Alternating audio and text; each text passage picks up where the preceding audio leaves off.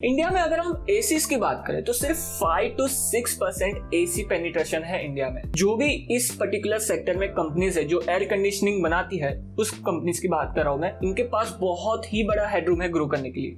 और इस particular sector में कुछ लिस्टेड प्लेयर्स है, कुछ अनलिस्टेड प्लेयर्स है, और दोनों ही टाइप के प्लेयर्स बहुत ही अच्छा कर रहे हैं। फॉर एग्जाम्पल लिस्टेड प्लेयर्स में बात हम कर सकते हैं वर्लपूल, वोल्टास, हिताची, इन सारी कंपनीज की। और अनलिस्टेड प्लेयर्स में हम बात कर सकते हैं मित्सुबिशी, ओ जनरल और डायकिन, ये भी कंपनी आती है। और ये सारे प्लेयर्स बहुत ही अच्छा कर रहे हैं इस पर्टिकुलर सेक्टर में। बट आज के इस एपिसोड में हम बात करने वाले जॉनसन कंट्रोल्स हिताची, इस कंपनी के बारे में जानेंगे। क्या है इस कंपनी का बिजनेस मॉडल, कैसे ये कंपनी काम करती है, क्या फाइनेंशियल्स है, क्या ग्रोथ एस्पेक्ट है, और एट द एंड हम वैल्यूएशन के बारे में बात करेंगे और बात करेंगे कि क्या मैं इस कंपनी में इन्वेस्ट करने वाला हूं या नहीं करने वाला हूं। So everything in this episode, let's get started. My name is Pratik. I hope you are doing well. And Johnson controls Hitachi, इस कंपनी का अगर हम बात करें तो ये एक जॉइंट वेंचर है। जॉनसन जो एक बैटरीज बनाने वाली कंपनी है और ये एक यूएस बेस्ड कंपनी है, एंड हिताची जो एक एयर कंडीशनिंग बनाने वाली कंपनी है और ये कंपनी जापान बेस्ड है। और इन दोनों कंपनीज का जॉइंट वेंचर है जॉनसन कंट्रोल्स हिताची। और इस कंपनी के अगर हम बिजनेस मॉडल की बात करें तो ये कंपनी का हेडक्वार्टर बेस्ड है अहमदाबाद में, गुजरात में, एंड जो मैन्युफैक्चरिंग यूनिट है इस कंपनी की वो बेस्ड है कड़ी में। और ये कंपनी के प्रोडक्ट पोर्टफोलियो में हर एक टाइप के हीटिंग एंड कूलिंग सॉल्यूशंस के प्रोडक्ट्स मिक्सचर का कंट्रीब्यूशन है, जैसे कि room conditioning AC, commercial ACs, chillers, VRF systems, double unit ACs, and ऐसे टेलीकॉम एयर कंडीशनिंग सिस्टम्स, और ऐसे कई सारे प्रोडक्ट्स का मिक्सचर है। साथ में ये company refrigerators and air purifiers भी बेचती है। और इन सारे प्रोडक्ट्स को पैन इंडिया बेचने के लिए इस कंपनी के पास अप्रोक्सीमेटली 290 प्लस सर्विस डीलर्स है, 70 प्लस शोरूम्स है, 10,000 से ज्यादा सेल्स पॉइंट्स है, एंड इस कंपनी का 11% का मार्केट शेयर है इस पर्टिकुलर सेक्टर में। जो रूम कंडीशनिंग का एसी का जो सेक्टर है, इस कंपनी की बात करो। अगर हम इस कंपनी के ग्रोथ एस्पेक्ट की बात करें तो ये कुछ ज्यादा ही इंटरेस्टिंग दिखता है।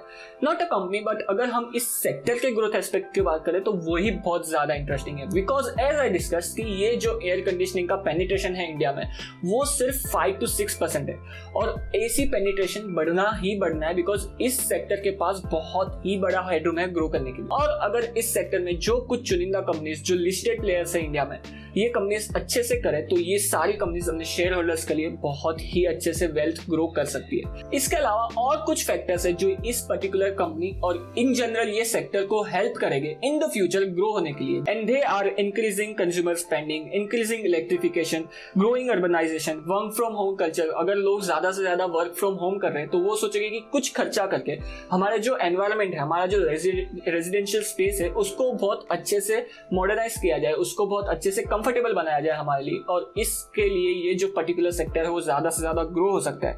And growing demand of large warehouse, dealer centre and infrastructure, ये सारे जो फैक्टर्स है वो डायरेक्टली एंड इनडायरेक्टली हेल्प करे इस पर्टिकुलर कंपनी को ग्रो होने के लिए। सो लेट्स डिस्कस इस कंपनी के फाइनेंशियल्स कैसे है। और अगर हम सेल्स ग्रोथ की बात करें तो 5 ईयर में सेल्स ग्रोथ रही है अप्रोक्सीमेटली 7% के आसपास, एंड प्रॉफिट ग्रोथ रही है अप्रोक्सीमेटली 5 ईयर की अप्रोक्सीमेटली 1.5% के आसपास। So sales growth and profit growth थोड़ी लंपी दिख रही है। बट लास्ट कुछ सालों में रियल एस्टेट सेक्टर बहुत ही मेजर करेक्शन से गुजरा और इसी वजह से पहले से ग्रोथ थोड़ी स्लो डाउन में थी। प्लस ये जो कोविड आ गया और पैंडेमिक आ गया, और इसकी वजह से लास्ट ईयर में पूरा स्टैंडस्टिल था, पूरा वॉश आउट था इस कंपनी के, और इसी वजह से जो सेल्स ग्रोथ है और प्रॉफिट ग्रोथ है वो थोड़ी लंपी दिख रही है। बट अगर हम रिटर्न ऑन कैपिटल एम्प्लॉयड की बात करें तो लास्ट 5 ईयर का रिटर्न ऑन कैपिटल एम्प्लॉयड है अप्रोक्सीमेटली 20% के आसपास, which is a good sign. And another good thing is इस कंपनी के पास ज्यादा कुछ डेट नहीं है, अप्रोक्सीमेटली 0.23% के आसपास इस कंपनी का डेट टू इक्विटी रेशियो है। And another very good thing is इस कंपनी के अंदर प्रोमोटर होल्डिंग्स कुछ ज्यादा ही अच्छे, अप्रोक्सीमेटली 74.25%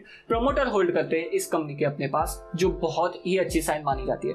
प्लस डीआईआई की होल्डिंग है अप्रोक्सीमेटली 16% के आसपास, एफआईआई की होल्डिंग है अप्रोक्सीमेटली 0.9% के आसपास, जो थोड़ी कम है, एंड पब्लिक के पास अप्रोक्सीमेटली 8% के आसपास के शेयर्स पड़े हुए। अगर हम वैल्यूएशन की बात करें तो जनरली इस टाइप की कंपनीज में जहां पे ग्रोथ एस्पेक्ट कुछ ज्यादा ही अच्छा है, वैल्यूएशन करना थोड़ा ट्रिकी पार्ट हो जाता है, स्पेशली जहां पे लास्ट क्वार्टर इस कंपनी ने लॉस डिक्लेयर किया है, जहां पे पी रेशियो भी अगर हम नहीं देख सकते। बट अगर हम मीडियम पी की बात करें तो ये कंपनी का पी अप्रोक्सीमेटली 50 to 60 की रेंज में होवर करता है। But considering a huge headroom to grow and a strong backup from a global leader, अगर ये कंपनी अपने सेल्स एंड प्रॉफिट बढ़ाती है ईयर ऑन ईयर तो ये कंपनी एंड इन जनरल जो सारी कंपनीज है ये पर्टिकुलर सेक्टर में वो अच्छा करेगी मेरे हिसाब से। And if you take a view of 10 years and more, Johnson Controls Hitachi is a great company to invest in with a good future ahead. On that note guys, thank you to be with me in this episode. अगर आप अपने आप को एक helpful इंसान मानते हो तो प्लीज इस वीडियो को लाइक किए बिना मत जाना, बिकॉज अगर आप इस वीडियो को लाइक करते हो तो यूट्यूब इस वीडियो को ज्यादा से ज्यादा लोगों तक पहुंचाता है